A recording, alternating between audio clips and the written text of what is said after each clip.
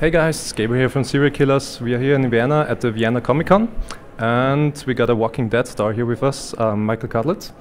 So maybe we'll start with some questions about Walking Dead. So, spoiler alert, obviously. Could you go into detail with the scene with Negan, with the death of your character?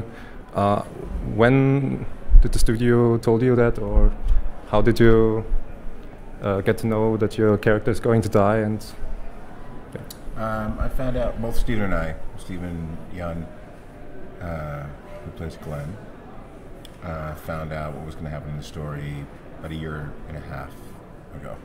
Okay.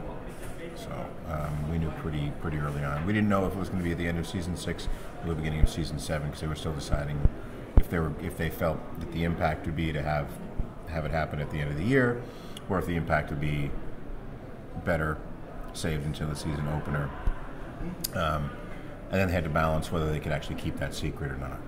Okay. So, but ultimately they decided they thought they could. And I think they did a pretty good job of it, or at least confusing people, so that even though people thought they knew what was going to happen, there were still other theories floating around out there, enough to confuse the audience. And that's all you have to do is, you don't have to convince them of anything else. You have to just confuse them so they know, or don't think that they know the exact truth. So how was it for you to keeping it a secret, like in a private life, when people ask you? It was easy, because you just say no, or you just go, oh, okay.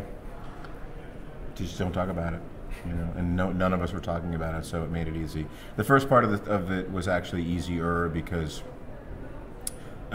we told everybody we didn't know. We said they didn't tell us yet, they haven't written it yet. So until we started shooting season 7, everybody assumed, because we had put it out there, they assumed that we didn't know. Okay. So they actually stopped asking us, like, well, we know you don't know, so we want to ask you. And you're like, okay. Okay, maybe let's switch to the gaming, or your gaming history. You did some audio appearances in Call of Duty. Yep. Could you go into detail with that? How was it working with Activision and for Call of Duty? We did, the first ones we did was, I think we came in on Call of Duty 2, and the big red one, the console. And the interesting thing about that was there were 8 or 10 actors from Band of Brothers, and we were all the voices on Call of Duty 2. Different characters, some major characters, some minor characters, but it was basically the group of actors from Band of Brothers who played all the voices in that game. I connected with the guys who were making the games. They liked my voice, and they said, do you want to continue doing these?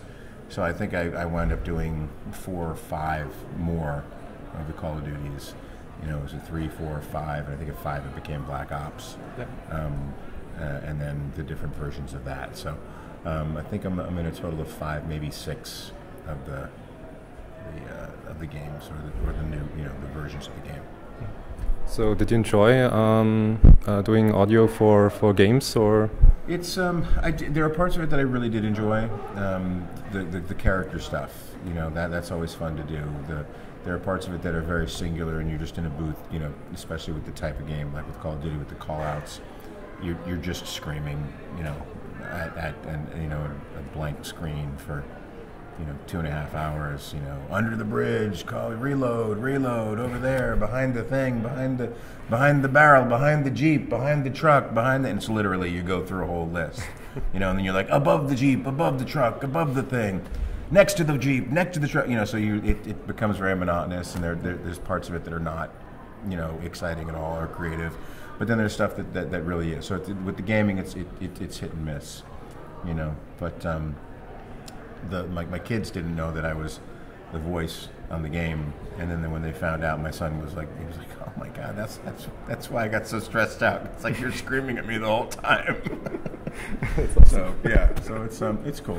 It's fun to do different things, but I have a lot of respect for people who do that just as a living, and they do it every day, and can get excited about doing that every day.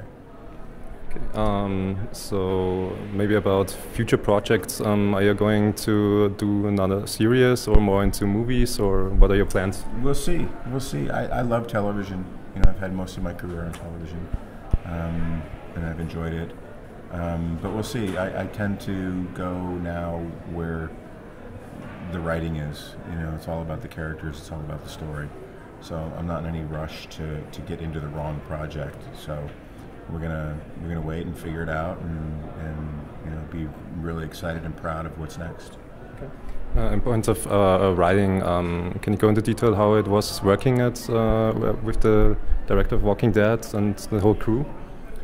Really great crew, really great directors out there. Everyone's far away from home. It's not a typical media center in the States. Typically it's either Los Angeles or New York, and this is Atlanta, which is an emerging film market. So everybody is away from home. So you are all you have out there. So we gravitate towards each other, and it was just a good situation. You have those situations in film and television that are more optimum than others, and this is a very, very optimum situation where everybody was cool, everybody really wanted to be there, everybody had input. There's a lot of filmmakers on set, and you could feel that it was always a creative, positive environment. So it was fun. Okay.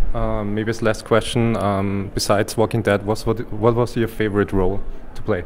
It's probably a three-way tie for different reasons, but Band of Brothers, playing Bill Randleman, and then playing John Cooper on Southland, with also the third being The Walking Dead. The Walking Dead was just a lot of fun for me. It was just a lot of fun. Okay. Thanks for taking the time. It was great. Thank you.